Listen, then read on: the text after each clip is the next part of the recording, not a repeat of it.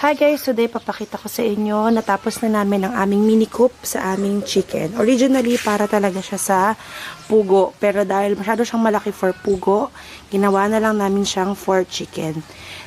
Dito sila kapag morning kasi mainit doon sa pwesto nila. Andun na rin yung aking pugo sa dulo. And dito sila. Paggabi, doon sila sa kanilang mini coop.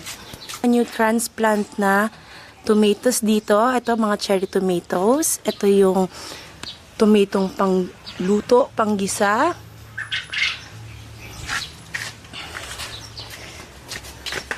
Ito pa yung kamatis na isa. Ito na yung aking mga cucumber. Malalaki na sila. From seed ko yan ginawa. Ayan yung aking mga sitaw. Naka-harvest na ako ng mga 3 beses dyan sa kanila.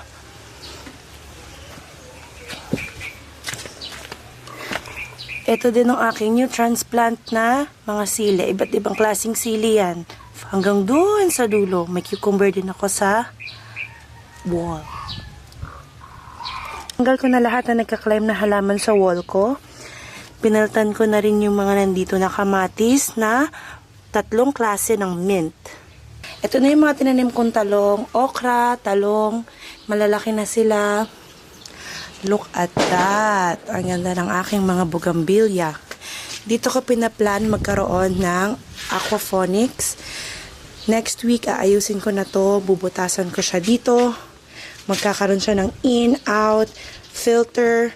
Meron din niyang halaman. Lalagyan ko rin yan ng halaman, kangkong, pechay.